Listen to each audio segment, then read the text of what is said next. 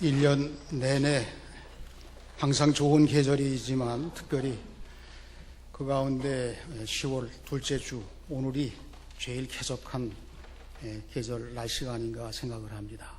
하나님의 크신 은혜와 평강이 우리 모든 성도들 귀한 삶 속에 풍성하게 임하시기를 주님의 이름으로 축원합니다. 결실의 삶을 주제로 해서 10월을 보냅니다. 지난 주간에는 우리 중고청 학생들이 우리 김경우 목사님 용산단원님 인도 아래 일본 순교지를 방문해서 제가 뭐라고 물어보지도 않았는데도 굉장히 흥분되어 있어요. 은혜를 많이 받고 온 것 같습니다. 우리 정호성 목사님은 지방 성지순례에 참석을 해서 이번 금요일까지 간혹 연락이 오는데 아주 은혜롭게 잘 지난다는 소식을 전합니다. 지난 주일은 성찬주일이었습니다. 그래서 우리 수고하는 분들에 대해서 마땅히 하는 것이니까 의미도 있고 그래서 격려하지 않았는데 오늘 우리 성가대를 비롯해서 교회학교 교사와 또 친교실 그리고 차량 안내를 비롯해서 수고하시는 모든 분들에 대해서 감사와 고마움의 격려 표시로 우리 박수 한번 드리겠습니다.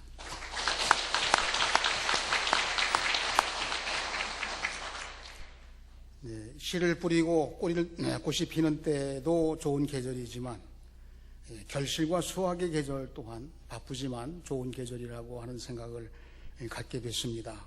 지난 주간 목요일에 삼남선교회 회원들을 모시고 저 연천에 우리 윤중철 권사님 가정 신방을 다녀왔습니다. 이 서울을 벗어나서부터 시작해서 연천까지 주변에 이렇게 황금물결이라고 하죠. 별을 이제 그 연천쯤에 가서는 뵌 곳이 많습니다만 그 전까지는 좋은 그런 분위기에서 오가는데도 은혜가 되고 가서도 또 은혜를 같이 나누고 그리고 돌아왔습니다. 왜 아름다운가에 대한 말씀이 결실이 이루어져서 아름답습니다. 그런데 이 결실하기까지는 하나님의 은혜 가운데 이루어진 것이긴 하지만 그냥 된 게 아니라는 생각을 갖게 됐습니다. 추수하는 농부가 이른 봄부터 농사를 시작을 해서 무더운 여름을 지나서 결실됐습니다. 그러니까 이 결실은 아름답고 멋지지만 그냥 만들어진 게 아니라 물론 하나님의 도우심으로 이루는 것이지만 그러나 많은 수고와 고난이 열매로 맺어져서 결실해서 수확하는 기쁨을 맛보게 되었다 하는 생각을 갖게 됩니다. 마태복음 13장은 예수님께서 천국 복음에 대해서 설교를 연이어서 하신 말씀으로 기록이 됐는데 7개의 비유로 설교하신 말씀입니다. 이 씨 뿌리는 비유가 첫 번째 나오게 되는데 여러분들이 생각할 때는 어떠세요? 농사를 지은 경험이 계신 분도 많이 계시고 또 대충 상식으로 알고 계십니다만은 농사를 짓는 분들이 씨를 뿌리고 그 씨를 뿌리기 위해서 밭을 관리하고 그 다음에 잘 키워서 결실하기. 여러분들이 생각할 때는 뭐가 제일 중요하다고 생각하십니까? 씨가 제일 중요할까요? 아니면 밭이 더 중요할까요? 결실하는 게 그래도 결론이니까 더 중요할까요? 어떤 것이 중요할까요? 한참 생각해 보셔야 될 것 같습니다. 네? 예. 씨가 중요합니까? 예, 씨가 중요하죠. 밭이 중요한 분도 계십니까? 그러면 결실이 중요합니까? 예, 그건 다 중요하다고 하는 말씀인데 여러분들도 그렇게 공감하십니까? 예, 저는 좀 답이 틀리는데 복음 전파가 중요합니다. 왜냐하면 이 씨 뿌리는 비유는 비유이고 원래 예수님의 의도는 이 비유를 통해서 천국 복음 전파를 말씀하시려고. 그러니까 다 중요한 건데 중요한 핵심은 복음 전파를 해서 그 결실로 구원받는 무리들을 위해서 예수님 세상에 오셨습니다. 이런 뜻입니다. 틀렸다고 보진 않지만 무슨 결실을 할 것인가. 이 농부들은 수확하는 기쁨을 가지고 있는데 하나님께서도 우리를 구원하신 것, 또 구원하신 우리들에게 주신 사명이 있는데 그것은 바로 영적인 결실, 복음 전파라고 그렇게 볼 수 있겠습니다. 천국 복음을 비유로 말씀하신 것이지요. 씨 뿌리는 비유 시작에는 그렇지 않습니다만 11절에 나옵니다만은 천국에 대한 말씀이에요. 씨 뿌리는 비유도.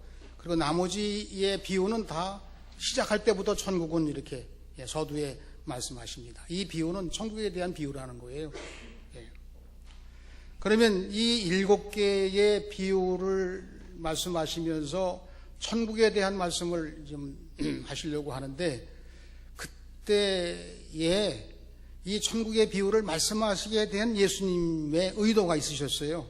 그게 뭐냐 하면 마태복음 11장 2절에 나옵니다. 11장 2절. 뒤로 넘어가 볼까요? 11장 2절. 제가 한번 읽어보겠습니다. 요한이 옥에서 그리스도께서 하신 일을 듣고 제자들을 보내어 예수께 여짜오되 오실 그이가 당신이 오니까 우리가 다른 일을 기다리오리까. 이 설교를 하시게 된 동기, 오늘 제가 말씀은 결실의 달이기 때문에 결실에 대한 설교를 합니다만은 예수님은 이 7가지의 비유를 하시게 된 동기가 11장 2절에 세례 요한의 질문에 대해서 답변하시는 것도 되고, 그 무리들에게 주시는 말씀도 되고, 오늘 우리들에게 주시는 말씀도 되고, 오늘 주시는 말씀이 예수님이 처음에 의도하신 바는 옥에 갇혀 있는 상태에서 제자들에게 보고를 받습니다. 선생님, 예수라고 하는 분이 사람들에게 전파되기를 그분이 기다리던 메시아 그리스도라고 하면서 우리 제자들, 우리를 따르는 사람들이 다 그쪽으로 넘어가고 있습니다. 조금 질투 섞인 말로 말하면 우리가 인기 있었는데, 인기 짱이었는데, 새로운 분이 등장해가지고 예수라는 분한테로 지금 다 사람들이 몰리고 있으니 무슨 대책을 세워야 하겠습니다. 이런 관계예요. 그러면 이제 예수님 당시에는 주목받는 3개의 공동체가 있었어요.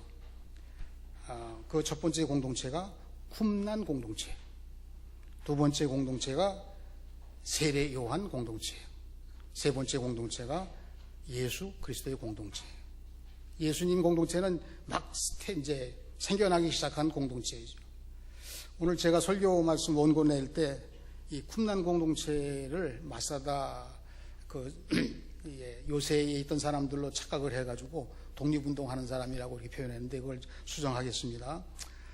이 쿰난 공동체를 우리가 이름 들어볼 때 어디서 듣냐면 성지순례에 갔을 때 성경 사본, 사회 사본이 발굴된 곳이 쿰난 공동체가 보관했던 그 사회 사본을 우리가 발견한 것입니다. 이런 얘기를 듣게 될 때 거기에서 나오는 말입니다. 이 쿰난 공동체는 한 지역에 살아가는 사람들인데 그분들이 어떤 사람들이냐면 신분으로 볼 때는 에스니파에 들어가는 거예요. 거룩한 믿음, 오직 하나님만 믿고 율법 말씀만이 우리의 전부라고 그렇게 생각을 하면서 하나님 말씀대로 하나님만 섬기고 살려다 보니까 우리가 이 가나안 땅에서는 가나안 땅에 정착해서 농사짓고 이렇게 살다 보니까 그렇게 가지고는 하나님 잘 믿는 생활에 그게 방해가 되니까 우리가 다시 광야로 나가자. 그래서 광야와 거의 같은 곳에 가서 이 에스네파의 사람들이 공동체를 이루어서 생활하는 겁니다. 이 지역은 여호수아가 그 땅을 분배할 때 유다 지파에게 준 땅이에요. 그런데 이 유다 지파의 땅에 속한 사람들이 건조한 사막하고 그리고 유대 광야로 되어 있으니까, 유대 광야는 이렇게 바위 자갈로 된 광야입니다. 여기서 살 수가 없으니까 다른 곳으로 이주를 했는데 오히려 이 에스네파 사람들은 광야 같은 여기서 살아야 하나님 섬기는 맛이 나고 하나님 말씀대로 살려고 하는데 지장이 없고 주위에 유혹할 것도 없고 그러니까 거기서 살아가자. 근데 이 조금 좀 차이가 있잖아요. 왜냐하면 하나님께서는 애굽에서 출발시켜서 광야를 거쳐서 가나안 땅에 들어가 살게 하시려고 보냈는데 에셀파 사람들은 우리 하나님 잘 믿기 위해서 여기 떠나서 우리 광야로 가겠습니다. 하나님을 잘 믿는 열심과 특별한 그런 자기들 나름대로의 가지고 있는 신앙심은 있었으나 하나님의 뜻에 합당하지 않을 뿐 아니라 사람이 살지 못하는 광야에서 지나다 보니까 처음에는 에셀파 사람들이 공동체 이렇게 뜨겁게 살아가는 것처럼 보이나 사람 살 수 없는 곳에 살면서 점점 숫자가 줄어드는 거예요. 그래서 마침내 이 거룩한 공동체는 소멸되고 맙니다. 이 소멸되는 이 공동체 에셀파 사람들이 사는 지역에 주후 68년경에 로마 황제 티투스라고 하는 사람이 침략을 하게 됩니다. 그 침략할 때 이 정보를 받은 이 공동체에서 우리가 이제는 당할 재간이 없으니 어쩔 수 없이 당할 수밖에 없는데 그러면 우리가 그토록 생명처럼 여기는 이 율법 두루마리 성경은 그들에게 빼앗기면 안 된다. 그래가지고 그것을 이제 저 벼랑 끝 사람이 발이 닿지 않는 곳에 거기다 동굴에다가 이걸 감추게 되는 거예요. 항아리에 담아가지고 이것을 나중에 목동이 그와 뚫린 바위구저 이 동굴에 돌을 집어넣어서 거기서 이상한 소리가 나니까 들어가 본 거기에서 이제 사회사본이 발견되는 겁니다. 지금 성경 말씀 여러분들이 가지신 거 성경 말씀이 다 번역되고 여기까지 왔습니다만은 원본에 가장 가까운 성경이 사회사본이죠. 이렇게 또 그들에게도 공로가 있긴 합니다만은 그러나 하나님을 잘 믿는 모습이지만 하나님의 뜻과 동떨어진 삶을 살아감으로 열매를 맺지 못한 하나의 예를 드는 공동체가 쿰단 공동체입니다. 그렇게 설명을 드립니다. 두 번째는 세례요한 공동체입니다. 이 세례요한은 요단강 사람들이 살지 않는 곳에 이 세상을 등지고 요단강가에서 강력한 회개운동을 펼치는 그런 세례요한이 주축이 돼서 그의 제자들과 또 많은 사람들이 모여서 세례를 받고 거기서 세례요한의 말씀을 듣습니다. 메시아를 기다리는 데 대해서 뜨거운 마음을 갖게 하고 심지어는 제사장이나 사두개인 같은 사람들도 거기 찾아와서 회개하고 세례를 받았어요. 그 정도로 강력한 회개운동을 일으킨 분이 세례요한이죠. 그 다음에 또 하나의 공동체는 예수님 공동체, 신생 공동체입니다.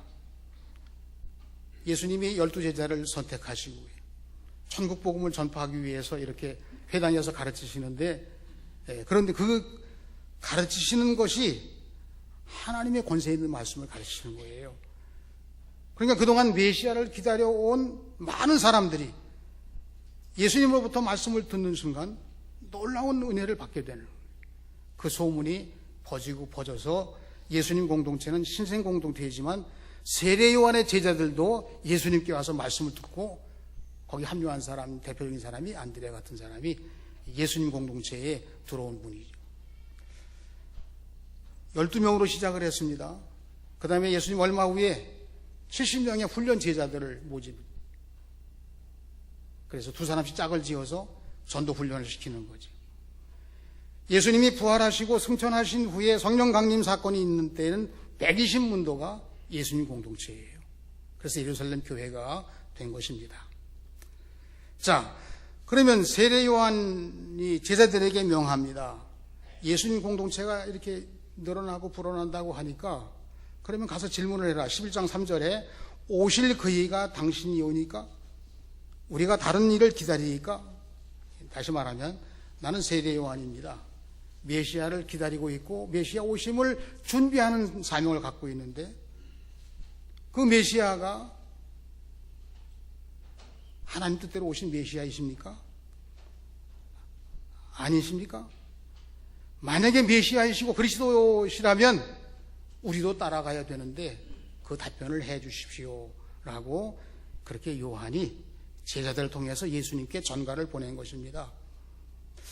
이 질문에 대해서 세례 요한이 그렇게 질문한 것에 대해서 지금도 우리들이 같은 질문을 하는 거예요. 하나님을 믿으면서도 어떤 경우에 어쩌다, 예를 들어서 안식교 같은 그건 자기들끼리 신앙생활 하는 거예요. 자기들끼리 성경 보고 하나님의 뜻과 하나님께서 원하시는 열매 맺을 생각은 전혀 없는 사람이죠. 그 숫자는 점점 더 줄어가요. 그런 교파가, 이단에 가까운 교파가 예를 들자면 안식교에 해당되는 거죠. 우리들도 그런 신앙생활 하는 분이 있습니까? 거의 없죠. 그러나 어떤 경우에는 그런 성향을 가진 분들도 없지 않아요. 그런 분들은 하나님 말씀으로 다른 사람을 정죄해야 돼요. 자기 자신을 거룩한 사람으로 인정하기 위해서 돌봐야 되고 또 같이 협력해야 되고 아껴야 될 사람들을 냉정하게 돼요. 어떤 경우에는 성경으로 그 사람을 정죄하는 그런 실수를 범하기도 하는데, 이 보수교단에서는 그런 경우가 종종 일어날 수 있다. 그 위험을 이야기하기도 합니다. 오늘날에는 또 지성적인 예수를 믿는 사람도 있습니다. 세례 요한이 꼭 그렇다는 뜻은 아니지만 세상을 등지고 의로운 삶을 살기를 원하는, 우리가 신앙생활을 오래 하다 보게 되면 점점 더 우리 수준을 높여요. 우리를 의로운 사람으로, 하나님 편에 가까운 사람으로, 그렇지 않은 사람에 대한 거리를 두면서 이렇게 지성적인 열매를 맺고자 하지만 그것은 생명의 역사가 아니기 때문에 열매를 거둘 수가 없는 것입니다.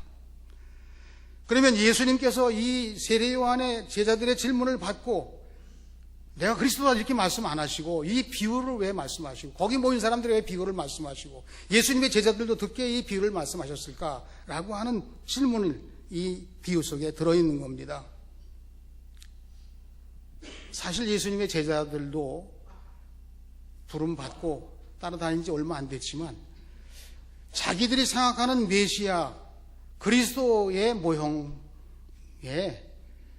흡족하지가 않은 거예요. 자기들 생각에는 로마 정권 즉시 물리치고 그리고 어려움 당하는 사람 다시 빨리 형편 낫게 하고 그리고 하나님의 뜻을 전 세계, 전 세상에 밝혀서 예수님이 그리스도로 오신 이 메시아를 멋지게 드러내서 우리들도 그 따르는 자들로 영광이 좀 있게 그렇게 하시는 예수님이 되시기를 바라는 마음 상태에 은근히 있었던 거예요. 그래서 오늘 그러한 마음을 가진 사람, 세례 요한 같은 마음을 가진 사람 아니면 이 세상에 사는 사람들에게 예수님께서 비유로 말씀하시는 겁니다. 가버나움 호숫가에서 예수님이 가르치기 시작했는데 처음에는 적은 무리에게 말씀하시는데 점점 더 사람들이 모여들기 시작하는 거예요. 얼마 후에는 더 이상 이 운집한 회중들 앞에서 말씀하실 수가 없게 되니까 배를 빌려서 호숫가에 배 위에 오르셔서 이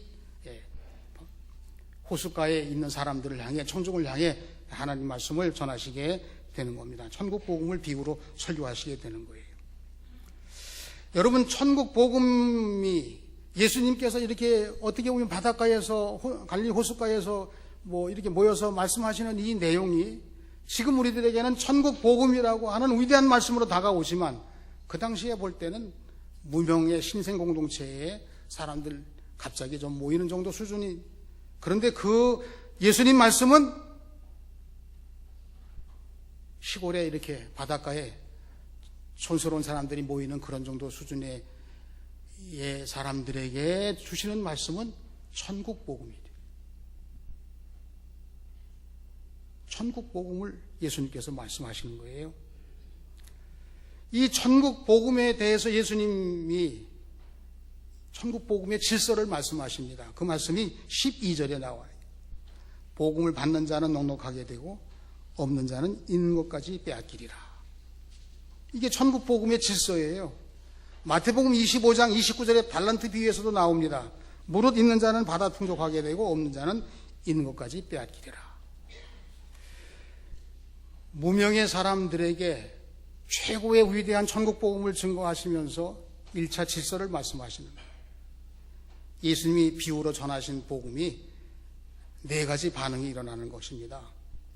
이 4가지 반응은 오늘 이 13장의 말씀에서 2번이나 반복되게 나와요. 13절에는 들어도 깨닫지 못하고 결실하지 못하는 사람들의 부류가 세 종류가 돼요. 그런데 8절 말씀에서는 그 하나라도, 넷 중에 하나라도 좋은 땅에 떨어짐에 100배, 60배, 30배 결실을 하였느니라. 그런데 이 말씀 다 중요해요.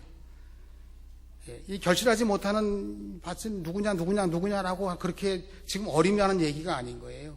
정말 중요한 일은 이 말씀들을, 이 네 가지의 이 땅에 대한 이야기를 말씀하시면서 무엇을 말씀하시려고 하냐면 16절의 말씀입니다. 그러나 너희 눈은 봄으로, 너희 귀는 들음으로 복이 있도다. 상상을 하셔야 됩니다. 지금 여기에 이 모인 회중들이 누구를 봄으로? 말씀하시는, 천국 복음을 말씀하시는 예수님을 봄으로, 예수님을 통해서 천국 복음을 귀로 듣는 사람들은 복이 있도다.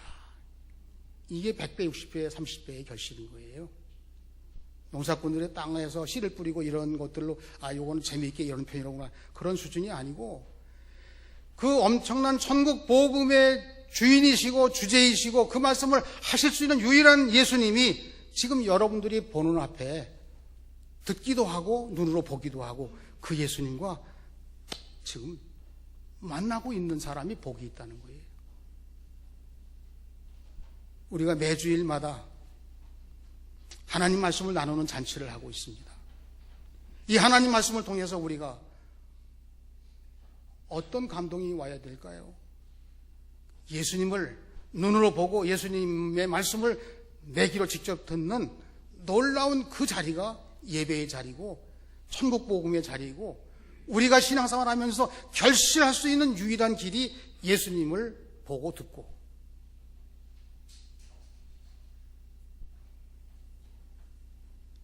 시가 중요하다는 말씀도 하셨습니다.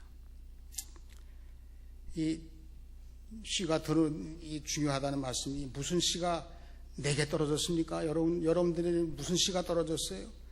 세상을 함부로 살아가는 씨가 떨어졌습니까? 그럼 나는 세상을 함부로 살아가는 사람이 됩니다. 윤리도덕적으로 의로운 씨를 내가 선호하고 나는 바르게 살아야지, 나는 세상하고 달라 이러면서 반듯하게 살아야지라고 하는 사람 역시도 의로운 씨로 그의 생애를 살아가요.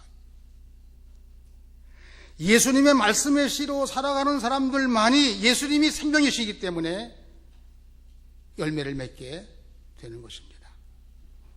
말씀을 들으면 결실이 되고, 그 결실한 사람이 또 씨가 돼서 천국을 이뤄나가는 것이 예수님의 복음의 원칙이에요.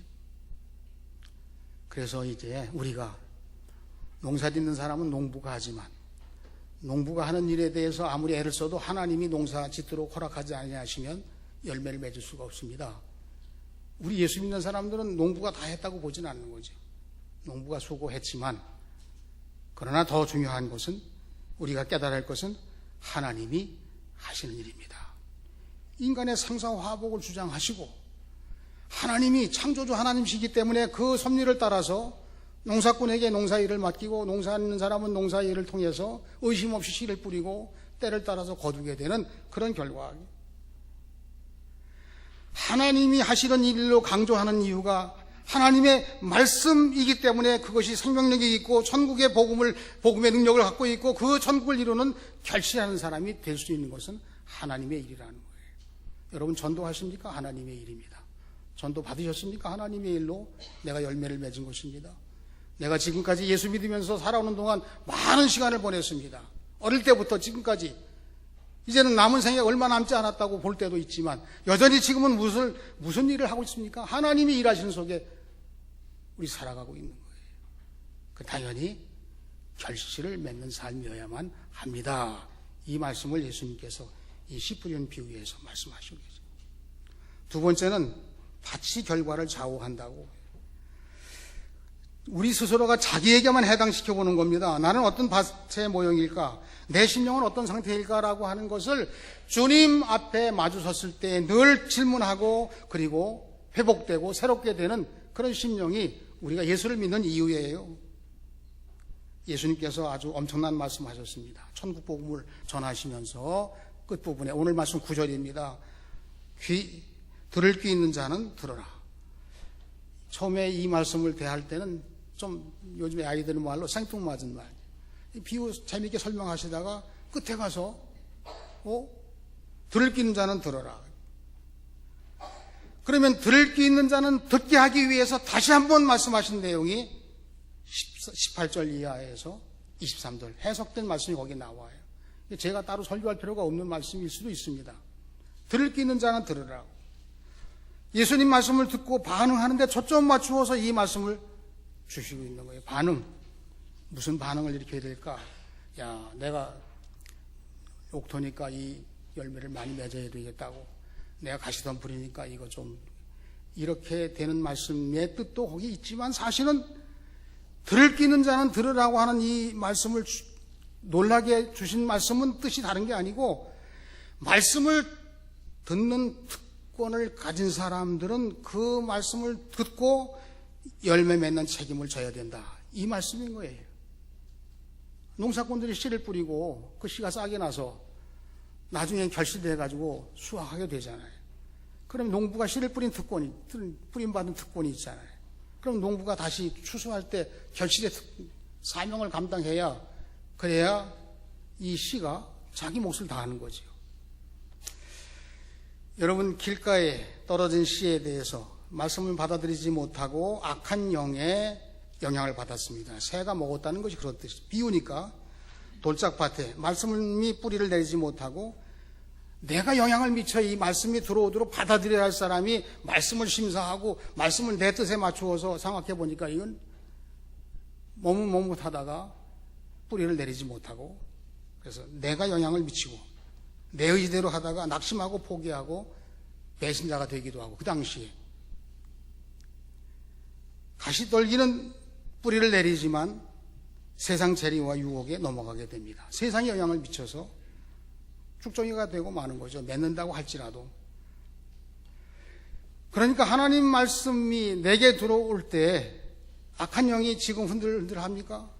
내 의지가 받아들이지 못합니까? 또 세상적인 유혹이 나를 하나님 말씀 속에 속하지 못하도록 하는 이런 영향이 많이 있는 영향권을 말씀하시는데 그러나 이제 옥토에 대해서는 듣고 깨달아 행하며 열매를 맺는 사람이라고 말씀하십니다. 100배, 60배, 30배 결실을 맺죠. 듣고 깨달아 열매를 맺는다고. 그러면 이 듣고 깨달아 열매를 맺는다고 하는 이 말씀, 비유로 표현하신 이 말씀은 사실은 무슨 뜻이냐 하면 악한 영이라든가 세상이라든가 네 자신의 영향을 받지 말고 하나님이 하신 일을 하나님의 영향을 받고 성령의 영향을 받고 열매를 맺는 사람이 되라. 이게 100배, 90, 60배, 30배 열매인 거예요. 그러니까 이 비유의 말씀은 비유로 아주 가볍고 재미있게 말씀하시는 거지만 이 주제는 천국 복음이거든요. 그러니까 우리가 지금 말씀을 듣고 깨달아 행하며 열매를 맺기 위해서 예수님 십자가 지셨습니다. 그러면 여러분들이 예수 믿고 구원받은 사람들이 여러분들의 신앙생활 느슨하게 여유롭게 평안 그리고 병도 가벼운 병 좀 걸렸다 낫고 그리고 물질적인 여유도 생기고 이렇게 됨으로 해서 살아가면서 열매를 맺을까? 아니면 이렇게 영향받는 이런 것들을 통해서 이걸 다 막고 예수님의 능력으로 예수님 말씀으로 막고 하나님의 영향을 받은 자로 결실하는 자가 되었습니까? 그 물음을 이 결실의 달에 묻고 있는 거예요. 우리들에게 묻고 계시는 겁니다. 제가 묻는 게 아니고 주님의 말씀이 여러분들에게 묻고 계신 거예요. 사실은 이 결실하기까지요 농부도 고생 많이 합니다. 이른 아침에 일어나가지고 논도 한 바퀴 돌고 밭도 한 바퀴 돌고 아니면 하루만 지나서 그 다음날 가면 잡초가 벌써 이만큼 자라 있어요. 사실은 이것이 열매 이것도 이른 봄에 죽는 경험을 해야 돼. 싹이 나서 그 흙을 뚫고 올라와서 찬바람 불 때 어려운 여건 그러면서 마침내 결실하게 되는 거잖아요. 여러분 예수 믿는 사람이 주님의 십자가를 따른다고 하고 자기를 부인한다고 하면서 우리가 경험하는 수많은 일들에 대한 많은 수고와 고난들이 우리 기피대장이 되고 하나님의 은혜 속에서 온실 안에서 살아가는 것처럼 그렇게 하면서 열매를 맺기를 원한다고? 그거 아닌 거예요. 우리 생각부터가 이를 조금 바꿀 이유가 있어요. 고난 속에서도 생명의 역사가 일어나면 꽃이 피는 거고, 어려운 상황 속에서도 하나님이 함께 하시면 열매를 맺게 되는 거고, 그리고 그 열매는 세상에 주지 못하는 열매를 우리가 맺는 오늘의 교회가 되는 일이 지금 중요합니다. 그러면서 이 결실의 달을 우리가 지내야 된다는 거예요. 한동안 TV에 그 유명 설교자로 나오신 분, 릭 워렌 목사님이시죠. 이분이 쓴 책 목적이 이끄는 삶은 아주 베스트셀러예요. 아주 훌륭한 그런 내용을 이제 다루고 있는데, 이 릭 워렌 목사님이 한 5, 6년 전에 27세 된 막내 아들이 스스로 목숨을 끊는 사고가 발생했어요. 그러니까 뭐 명설교자이시고 그래서 그렇지만 이 많은 사람들에게 은혜를 끼치고 말씀 전할 때 아주 대단하신 말씀으로 은혜를 끼치는 목사님의 가정에, 가정사에 있을 수 없는 놀라운 일이 일어나고 말았어요. 그래서 미국 전역에서 이 목사님의 가정에, 목사님을 위해서 위로의 편지가 쇄도했는데 한 3만여 통 보냈다고 하는데, 이 편지를 보낸 사람이 다 무명이에요. 뭐 방송 설교든지 아니면 뭐 책이든지 또 간접으로 듣든지 간접으로 듣든지 이렇게 해서 은혜를 받은 무명의 교인들이 편지를 보냈어요. 위로의 인사 경력. 많은 그 내용 가운데 이 오랜 목사님이 은혜 받은 편지가 있습니다. 그 편지의 내용이 뭐냐면, 저는 목사님의 아들 매튜의 죽음을 통해서 그리스도인이 되었습니다. 이렇게. 우리가 잘 좋은 방법으로, 최선의 방법으로 멋지게 다 해서 이렇게 복음 전도하고 이게 선호하는 방법인데, 전혀 예상치 못한 자기가 목회하는 거나 모든 교인들에게 은혜가 안 될 수밖에 없는 이 상황에 벌어진 여기서 저는 목사님 아들 매튜의 죽음을 통해서 그리스도인이 되었습니다. 그 해에 침례교회 총회가 열렸는데, 거기서 이 릭 워렌 목사님이 설교를 하시게 됐어요. 그 설교 제목이 뭐냐면,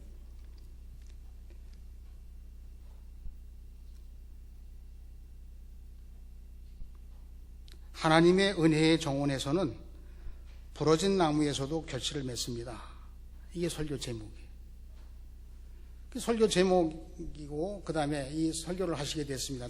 총회에서 목사님들 다 회원과 모여서 이렇게 거기서 하나님의 은혜의 정원에서는 부러진 나무에서도 결실을 맺습니다. 이게 설교 제목으로 이제 설교를 시작한 것입니다. 그 설교 내용 가운데 아들 얘기를 하는 거예요. 아들을 추모하면서, 내 아들 매튜는 신실한 기독교인이었지만 선천적인 정신질환과 싸우며 고통을 그동안 겪어왔습니다.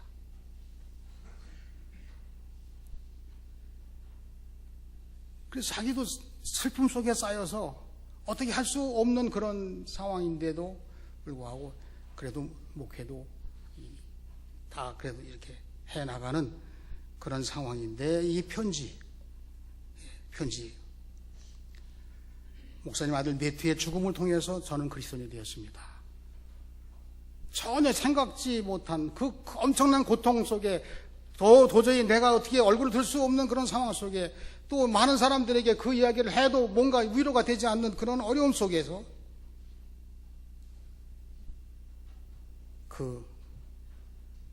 예수도 안 믿겠다고, 뭐 예수 믿냐고 말해야 될 그 사람이 나는 죽음을 통해서 그리스도인이 되었습니다.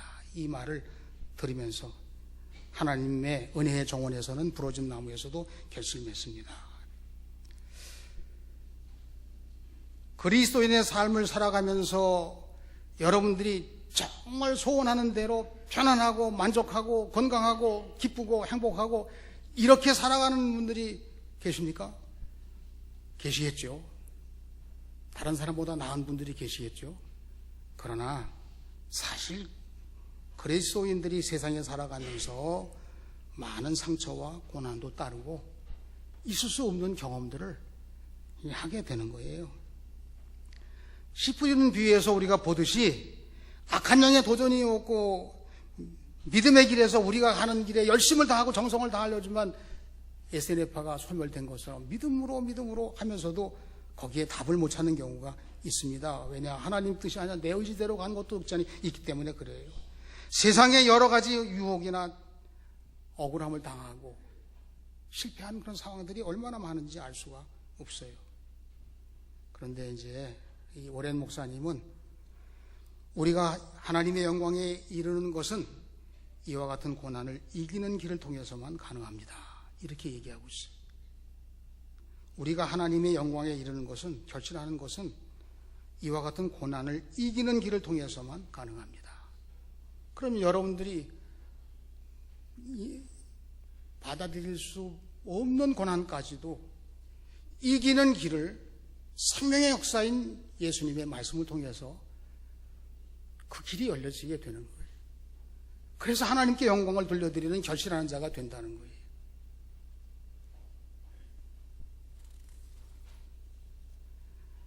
우리의 삶에 하나님의 축복이 임하기를 원하고 우리의 사역에 하나님의 기름 부으심이 임하기를 원하는, 하나님의 축복이, 진정한 축복이 임하기를 원하고 우리 사역에, 우리가 예수 믿고 지금 행하는 모든 일들이 하나님의 기름 부음 받으심에 내가 그 주인공이 되기를 원한다면 우리는 기꺼이 고통받는 삶을 살아갈 때 결실하게 됩니다. 결실은 하나님이 기적을 일으키셔서 우리가 그냥 공짜로 무임사하면서 이렇게 되는 게 아니에요. 요만한 수고라도 하나 해야 복음의 씨가, 그런 경험 속에서 그 고통을 하나님의 말씀으로 예수님의 능력으로 헤쳐나갈 때 진정한 구원의 결실을 이루게 되고 그 결실이 또 결실을 낳게 되는 결과를 가져오게 된다는 것입니다. 아직 남이 겪지 않는 고통을 겪고 있다면, 저만 지금 어려움 당하고 힘든 여정을 살고 있다고 한다면 그 고통을 이 세상에 복음을 증거하는 일에 쓰여지기를 바랍니다. 이것이 오랜 목사님의 설교 결론이에요. 총회장에서 우리가 이 고통당하는 것을 통해서, 그것을 통해서 세상에 복음을 증거할 수 있는 열매를 맺을 수 있는 길이 하나님께 있고 우리가 갈 수 있는 유일한 승리의 길이고, 그 삶을 통해서 또 다른 사람에게 결실을 맺게 하는 그런 복음 전파가 되는 것이 중요하다고 하는 말씀을 하고 있습니다. 아주 쉬운 설교, 아주 오늘 말씀은 9절까지 말씀에서 나온 말씀을 다시 13절부터 또 설교를 예수님께서 하셨기 때문에 설교가 더 필요 없는 말씀이, 그런데 예수님의 의도는 어디까지일까? 그런 생각을 해가면서 어려운 문제를 안고 있는 우리 모두에게, 더더군다나 영적으로 어려움을 겪고 있는 우리들에게 그 영적인 열매를 뭘까라고 하는 질문, 예수님을 지금 보고 그의 말씀을 듣는 자가 복되도다. 그 삶이 100배, 60배, 30배의 결실을 맺는 삶이라고. 아주 하찮은 도토리나 밤 하나도 그 나무나 그 환경에 어려운 여건 속에서 마침내 결실하는 거예요. 예수 믿는 일도 이 결실의 달에 우리가 그동안 지나왔던 조금 싱거운 생활들, 아니면 아쉬웠던 생활들, 그리고 하나님의 은혜를 구하긴 했으나 하나님 뜻에 합당하지 못하게 구해온 모든 일들에 대해서 우리가, 저는 여러분들에게 말씀드리지만 사실은 저에게 먼저 이 말씀을 준비하며 생각을 하고, 여러분들에게는 이 말씀이 들려지기를 바라면서 귀에 있는 자는 이 말씀을 듣고 하나님 말씀을 받은 바 된 책임을 다하면서 결실하는 삶으로 여러분들의 삶이 결단되셔서 예수님이 말씀하신 이 비유가 왜 알아듣지 못하는 사람이 있고 왜 알아듣는 사람은, 그래도 알아듣는 사람만 있다면 놀라운 역사가 일어난다고 하는 말씀 하셨을까? 그것은 다른 사람에게 그걸 맡기지 않고 나에게 100배, 60배, 30배 결실이 맺기를 원하시는 마음으로 예수님께서 비유로 말씀하셨습니다. 이렇게 들으면서 예수님이 말씀에 시여 결실하는 생명력이 되시는 예수님을 우리가 믿고 있습니다. 그 예수님을 그리스도로 모신 삶이 옥토입니다. 고난 속에서 말씀으로 결실해서 하나님께 영광을 돌리는 삶을 받아들이는 삶이 결실하는 삶입니다. 오늘 힘들고 어려운 여건 가운데 살아가시는 여러분들, 낙심하고 괴로운 여러 가지 상황들이 있으신 여러분들에게 하나님께서 능력 주셔서 그 기회가 결실하는 기회가 되게 하시고 하나님께 영광이 되게 하시는 그런 은혜 속에 이 십자가의 귀한 진리를 천국 복음으로 말씀하시는 예수님의 음성을 들으시면서 하나님의 은혜가 여러분들의 믿음의 여정 속에 함께 하시기를 주님의 이름으로 축원합니다. 기도. 하나님 아버지, 천국 복음의 영적인 질서 속에 이 땅 위의 고난과 시련과 여러 가지 어려운 수고들 넘어서 결실하게 하시는 하나님의 놀라운 역사를 우리가 이 결실의 달에 하나님의 말씀으로 새기면서 영광을 돌려드리는 결실하는 삶을 사는 우리 모두가 되게 하여 주시옵소서.